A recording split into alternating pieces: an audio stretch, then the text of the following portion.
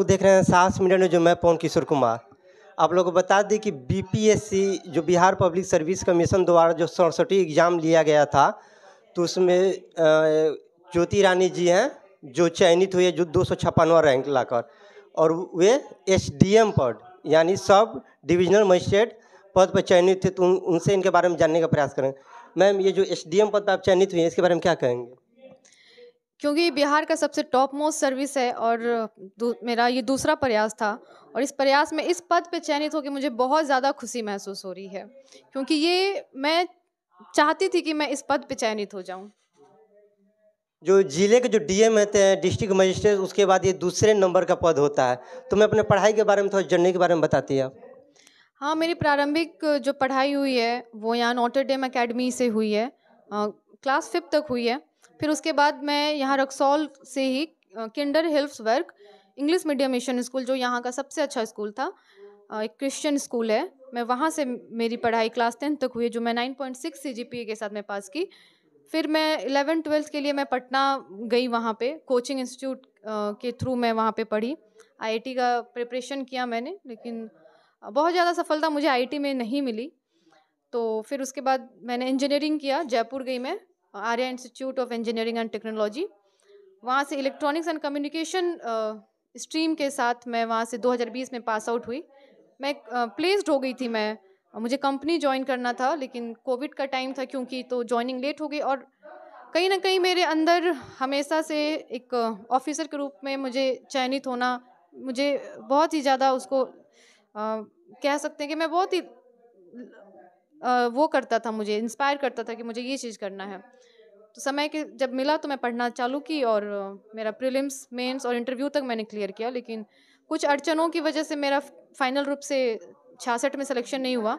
उसके बाद मैं 67वीं मतलब लगातार ही मैंने 67वीं में अपीयर हुई, प्रीलिम्स क्लियर हुआ, मेंस, इंटरव्यू और फाइनल रूप से। मैम, ये तो बहुत कड़ी एग्जाम होता है। तो मैम, कैसे मन में विचार आया कि हमें इस लाइन में तैयारी करना है, यानी बीपीएससी चाहे? अंदर से एक इच्छा थी मेरी, मोटिवेशन मिलता था कि आगे जाके जीवन में अगर कुछ करना है तो क्या करना है। तो वो ये पद जो था, जिसके थ्रू मुझे इस गांव समाज और पब्लिक का सेवा करने का मौका मिले, तो मुझे बहुत ज़्यादा प्रभावित किया, और यहाँ से मुझे एक प्रोत्साहन मिला और मैं इसके लिए अग्रसर हुई। और क्योंकि एकेडमिकली मैं शुरुआत से ही अच्छी थी, और साथ ही जो मम्मी पापा, मेरे शिक्षकगण, मेरे दोस्त मित्र, इन सब का मेरे पे जो भरोसा रहा हमेशा से कि तुम कर सकती हो, तो ये मुझे और भी ज़्यादा मुझे बहुत ज़्यादा स्ट्रांगली इस चीज़ को मुझे अफेक्ट किया, मोटिवेट किया मुझे, और मैं यहाँ तक पहुँच गई। मैम, जो और भी जो छात्र छात्राएं हैं जो ये तैयारी कर रहे हैं बीपीएससी का, तो उनको क्या मोटिवेशन करेंगे? जो तैयारी कर रहे हैं, मैं बस उनसे यही बोलूँगी, आप ईमानदारी पूर्वक इस पूरे मन और लगन के साथ पढ़ाई करिए, एक एनालिसिस के साथ, स्ट्रैटेजी के साथ पढ़ाई करिए, और टेस्ट सीरीज़ तो ज़रूर दीजिए, जो भी बेसिक बुक हैं उसको फॉलो करिए, रिसोर्सेस कम रखिए, और देश दुनिया से अवेयर रहिए बस, और सक्सेस मिलेगा, ज़रूर मिलेगा आप मैम, लोग को। किस तरह इस मतलब परीक्षा में सफल होने के लिए किस तरह किताबों का अध्ययन करना पड़ता है विशेषकर? बेसिक तो एनसीईआरटी आपको फॉलो करना चाहिए, जो भी जीएस के लिए है, करंट अफेयर है, उसको आप फॉलो करिए, मंथली मैगजीन्स वगैरह ये सब, और साथ ही साथ न्यूज़पेपर से अगर आप अवेयर रहते हैं, क्योंकि कल जो एग्ज़ाम का पैटर्न चेंज हुआ है, वो थोड़ा उसका लेवल डिफ़िकल्ट होते जा रहा है, तो आपको उस अकॉर्डिंग अपने आप को ढालना है, अपने अंदर के स्किल्स और एनालिटिकल स्किल्स को डेवलप करना है। तो कुछ चीज़ें हैं, उस पे ध्यान रखिए, लगातार पढ़ाई करते रहिए, और ज़रूर मिलेगा सफलता। मैं एक और बात कहा जाता है, जो एग्जाम की तैयारी के लिए 10 घंटा 12 घंटा समय देना पड़ता है, तो क्या लगता है इतना समय देना पड़ता है तभी एग्जाम मतलब आदमी सफल होता है? इस पे क्या कहेंगे आप?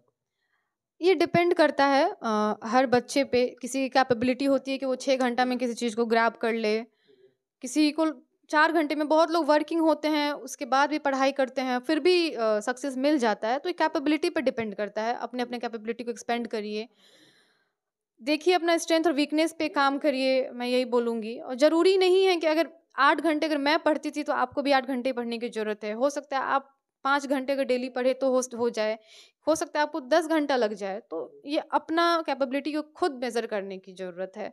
लेकिन हाँ, कंसिस्टेंसी बहुत ज़रूरत है, एक स्ट्रैटेजी के साथ पढ़ना बहुत ज़रूरी है।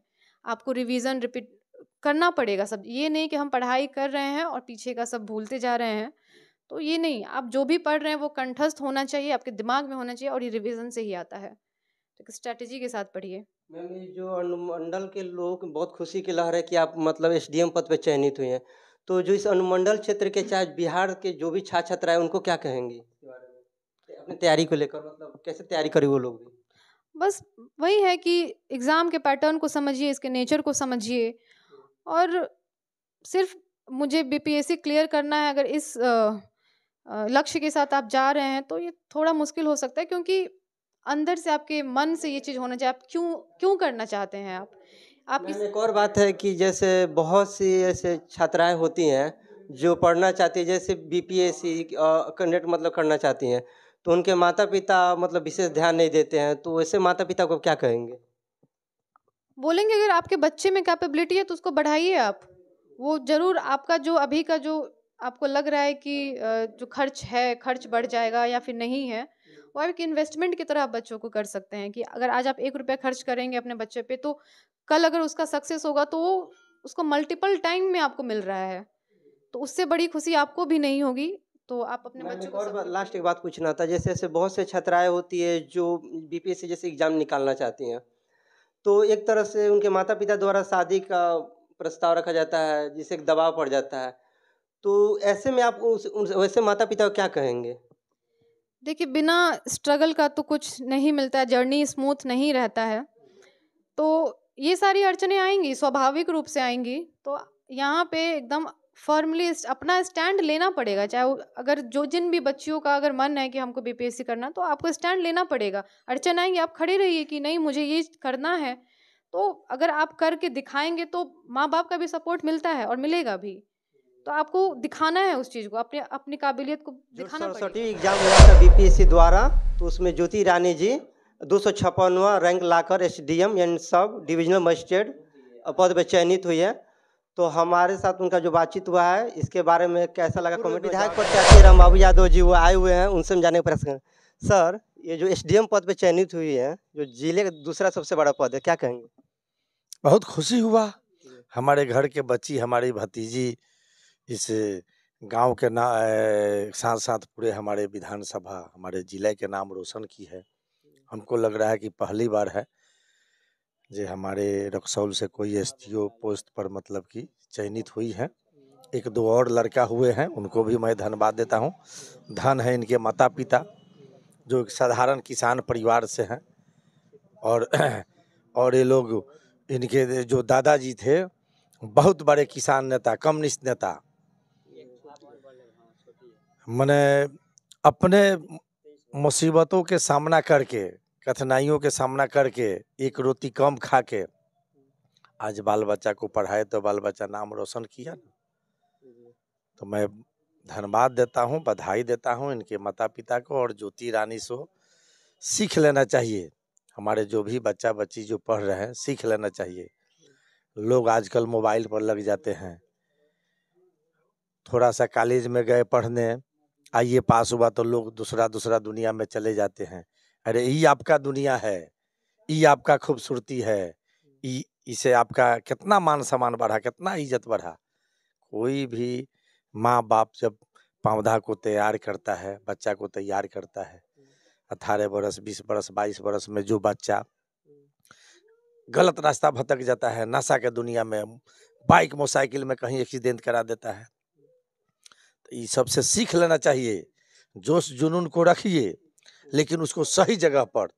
यह आज हमारे जो बच्ची है, अपने जुनून को, जोश को सही जगह पर इस्तेमाल की। मैम, आज पूर्व विधायक प्रत्याशी रामबाबू यादव जी आए हैं, आपको सम्मान भी दे रहे हैं, इस पे क्या कहेंगे? क्या लग रहा है? क्या कहेंगे? मैं बहुत बहुत खुशी हो रही है मुझे, मैं बहुत अंदर से मैं बहुत हर्षोल्लास है कि सर आए और मुझे सम्मानित किए। इससे ज़्यादा गौरव की बात क्या हो सकती है। इनके थ्रू मैं सबको यही मैसेज देना चाहूँगी कि जो सर बोल रहे हैं कि जो भी जोश जुनून है, अगर उसका सही इस्तेमाल किया जाए तो सबसे ज़्यादा सबसे अच्छी खूबसूरती यही है, सबसे बड़ा सम्मान भी यही है। तो सब लोग मन लगा के और अपने जोश जुनून को एकदम सही डायरेक्शन में इस्तेमाल करें, ताकि लोगों का सेवा करने का मौका मिले। यानी आपके पास जोश है, जुनून है कुछ करने का, तो सही रास्ते पे चले और समाज के हित के लिए कुछ करने का प्रयास करें। आप लोगों ने देखा कि ज्योति रानी जी एसडीएम पद पर चयनित हुई और जो जिले का दूसरा सबसे बड़ा पद है, उनके पिताजी से भी बात करेंगे। सर, जो आपकी जो बेटी हैं ज्योति रानी जी, आज जो जिले का जो सबसे बड़ा पद होता है एसडीएम, तो क्या कहेंगे? इतनी बड़ी खुशी हुई तो क्या कहेंगे? तो क्या कहेंगे, हम तो काफ़ी खुश हैं। हमारी बेटी मैंने ऐसी बेटी को हम जन्म दिए, है कि नहीं, कि हमको इस मकाम तक लेकर पहुंचाई, तो हम तो काफ़ी खुश रहेंगे ना। तो सर, बहुत से ऐसे गार्जियन होते हैं जो बेटी को पढ़ाते नहीं, सोचते हैं कि शादी ब्याह करके दूसरे जगह जाना है तो क्या पढ़ाएंगे, ऐसे लोग क्या कहेंगे? ऐसा तो हम ऐसे पेरेंट्स को क्या कहेंगे आप? ऐसा सोचना गलत है, ऐसा सोचना गलत है। बेटा बेटी अलग नहीं है। अब बहुत लोग ये दहेज प्रथा के लेकर के जल्दी जल्दी करता है काम खत्म करने के लिए, उससे भी वो सब गलत चीज़ है। उसको शिक्षा दीजिए, उसको सही मार्गदर्शन दीजिए, वो अपने आप अपने मंजिल तक पहुंच जाएगी। यानी आपने सुना कि अब बेटियां बोझ नहीं है और सभी बेटियां अब आगे भी बढ़ रही है। आप लोग जानकारी लेके बता दें कि अभी भारत की दूसरी महिला राष्ट्रपति द्रौपदी मुर्मू जी हैं और भारत की पहली महिला आईपीएस अधिकारी किरण बेदी भी थी। तो हमारा इस चिकनी गांव से प्रयास कैसा लगा, कमेंट में जवाब जरूर दें। समाज से बड़ा कोई धर्म नहीं। जय हिंद, जय भारत।